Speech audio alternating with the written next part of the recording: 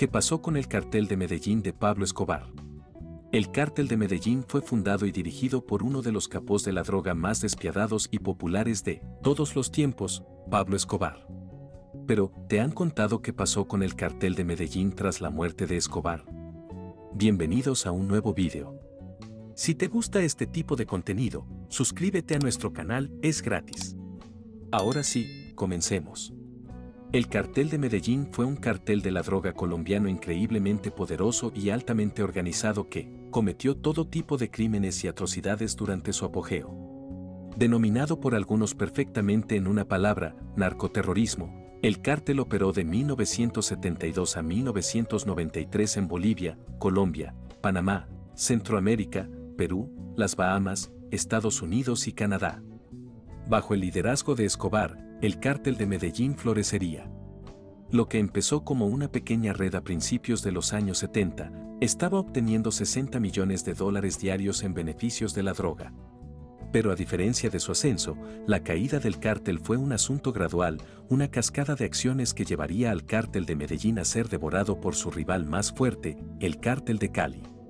Tras la muerte de Escobar, los miembros del ahora disuelto Cártel de Medellín corrieron distinta suerte. Pero en 1993, la mayoría de sus miembros habían sido encarcelados o asesinados por la Policía Nacional Colombiana o por sus rivales.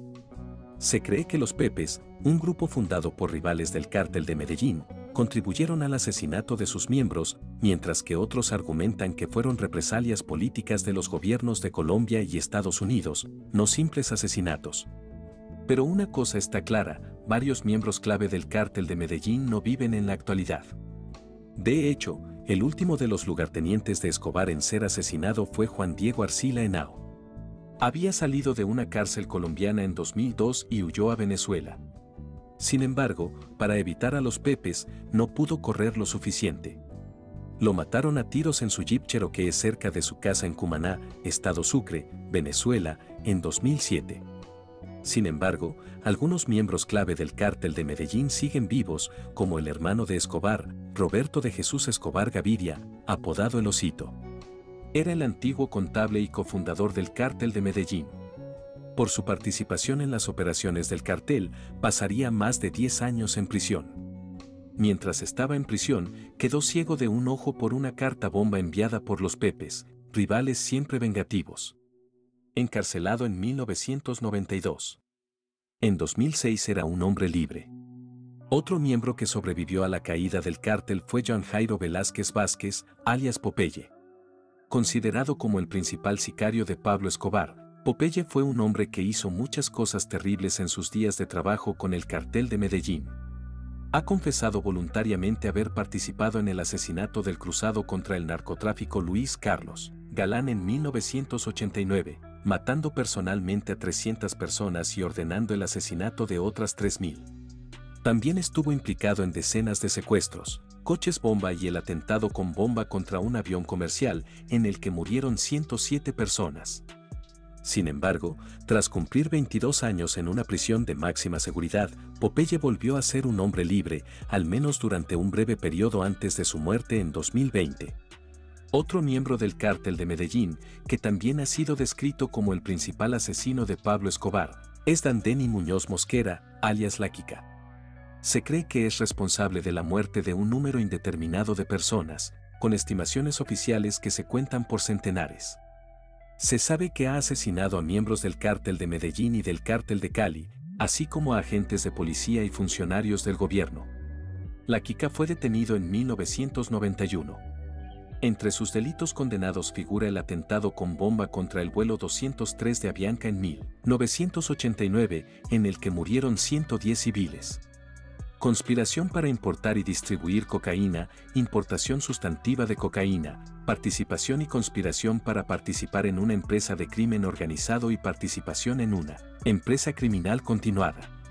A pesar de que sus antecedentes penales no son ni de lejos tan largos como los de Papais, fue condenado a 10 cadenas perpetuas más 45 años que deberán cumplirse de forma consecutiva. Y por último, parte de los últimos pioneros supervivientes del Cartel de Medellín, los hermanos Ochoa. Jorge Luis Ochoa Vázquez. Uno de los miembros fundadores del cártel. llegó a figurar entre los 20 hombres más ricos del mundo, con un patrimonio estimado de casi 3.000 millones de dólares. Se entregaría a las autoridades colombianas en 1991 a cambio de una condena de 5 años y medio. Su hermano Fabio Ochoa Vázquez no tuvo tanta suerte. Al igual que su hermano, el papel de Fabio en el tráfico de drogas también le hizo multimillonario, y se entregaron juntos en 1991. Tras su liberación, sin embargo, fue detenido de nuevo en 1999 y acusado de aportar conocimientos y recibir pagos por cargamentos de cocaína. Fue extraditado a Estados Unidos, donde fue condenado a 30 años en una prisión federal. La desintegración del cartel de Medellín no fue accidental. Diferentes poderes habían estado librando batallas cada vez más sangrientas por la supervivencia del cartel. Estas incluyeron el uso de grupos extralegales e intentos de asesinato que no estuvieron exentos de daños colaterales. Un ejemplo perfecto de la enorme cantidad de destrucción provocada por estos combates fueron los múltiples intentos de asesinar a un hombre llamado Helmer Herrera, colíder del Cártel de Cali. Uno de los intentos tuvo lugar en un campo de fútbol el 25 de septiembre de 1990, cuando 20 pistoleros vestidos con atuendos del ejército y la policía abrieron fuego contra la multitud en la que se encontraba Héroe, matando a 18 personas, pero consiguiendo no alcanzar a Herrera. El 27 de julio de 1991 se produjo otro atentado. 1 contra 9 en un lugar de veraneo. Unos pistoleros encapuchados, siguiendo el mismo enfoque altamente ineficaz de rociar y rezar, dispararon contra los civiles que rodeaban a Herrera, matando a 17 e hiriendo a otros 13, sin conseguir abatir a su objetivo. Este intento de asesinato se atribuyó a Pablo Escobar, quien aparentemente culpó a Herrera de un atentado con coche bomba en el preciado edificio de apartamentos de Escobar en Mónaco en 1988. El Cártel de Cali llevaría a cabo complots cada vez más elaborados para matar a Escobar y acabar con el Cártel de Medellín. Con la ayuda de mercenarios, iban a atacar a Escobar en su complejo de Hacienda Nápoles. El plan consistía en utilizar helicópteros fuertemente armados y pintados como helicópteros de la policía. Se lanzarían en picado y sorprenderían a Escobar durante la madrugada. Pero después de que uno de los helicópteros se estrellara contra la ladera, el plan se fue al traste y se convirtió rápidamente en una misión de búsqueda y rescate. Otro plan del Cártel de Cali consistía en bombardear la prisión en la que se encontraba Escobar con un avión A-37 y bombas obtenidas ilegalmente de un general de El Salvador. Pero cuando el avión que planeaban utilizar para el atentado aterrizó en el aeródromo, descubrieron que era un pequeño avión ejecutivo y que no cabían en él las 4 bombas que habían introducido de contrabando en el país, por lo que tuvieron que abandonar uno de los aviones. Finalmente, el plan se vino abajo cuando las fuerzas del orden descubrieron la bomba abandonada y algunas de las personas implicadas en la operación fueron detenidas. Al final, el plan con el que acabarían con Pablo Escobar era el más sencillo de todos. Unir fuerzas era el grupo más poderoso. Tras la cabeza de Escobar, el gobierno colombiano y el de Estados Unidos le concedieron el privilegio de construir su propia prisión de lujo, donde podría evitar la extradición a Estados Unidos, protegerse de sus rivales y seguir dirigiendo el Cártel de Medellín. Bautizó el lugar con el nombre de la catedral y todo iba sobre ruedas. A Escobar se le permitía seguir jugando a la cárcel y el gobierno colombiano hacía la vista gorda.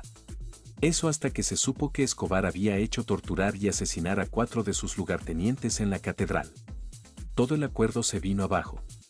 Poco después, el gobierno colombiano decidió que era hora de trasladar a Escobar a una prisión estándar y él se negó. Y una vez más, se dio a la fuga. Mientras todo esto ocurría, el Cártel de Cali se hizo más fuerte y acabó fundando los Pepes, un grupo creado específicamente para atacar al Cártel de Medellín y acabar con Pablo Escobar. Se cree que los Pepes proporcionaron información al bloque de búsqueda, una unidad conjunta de la policía y el ejército creada específicamente para localizar a los líderes de Medellín.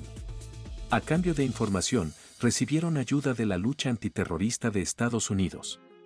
Cuando Escobar fue asesinado, los Pepes ya eran responsables de la muerte de más de 60 socios y miembros del Cártel de Medellín, lo que supuso el desmantelamiento del Cártel de Medellín y el surgimiento del Cártel de Cali. Tras la desintegración del Cártel Medellín, el Cártel Cali reinó en breve. Eran bastante similares al Cártel de Medellín. Tenían su base en el sur de Colombia, en torno a la ciudad de Cali, de ahí su nombre, y fueron fundados por los hermanos Gilberto Rodríguez Orejuela, Miguel Rodríguez Orejuela y José Santa Cruz, Londoño. En el punto álgido del reinado del Cártel de Cali, entre 1993 y 1995, se decía que controlaban más del 80% del mercado mundial de cocaína y que eran responsables directos del crecimiento del mercado de cocaína en Europa. El imperio internacional del narcotráfico del Cártel de Cali supuso una empresa criminal de $7.000 millones al año. Sin embargo, su reinado duró poco. A mediados de 1995, el cártel estaba prácticamente muerto. Tras la captura de Gilberto y Miguel Rodríguez Orejuela entre junio y julio de 1995, fueron detenidos los 6 restantes de los 7 cabecillas del cártel. Aunque se cree que el cartel continuó operando y dirigiendo operaciones de tráfico desde la cárcel, esto marcaría el comienzo de una evolución en el submundo criminal colombiano. Fue el fin de los grandes cárteles, jerárquicos y organizados verticalmente. Lo que quedaba eran federaciones y alianzas. Los restos del cartel de Cali servirían de raíces para el cartel del norte del Valle. La oficina de Envigado se cree que es sucesora parcial de la organización de Medellín. Fue fundada por Don Berna como brazo ejecutor del Cártel de Medellín, la organización que heredó el territorio de Medellín y sus conexiones delictivas en EU, México y el Reino Unido. Todo lo que queda ahora es el recuerdo de la muerte y la destrucción que sembró el Cártel de Medellín y de los pocos hombres que siguen vivos, en parte responsables de ello. Cuéntanos tu opinión en la cajita de comentarios. Si el vídeo te ha gustado, dale like, suscríbete y no te olvides darle a la campanita para que no te pierdas próximos vídeos como este. Hasta la próxima.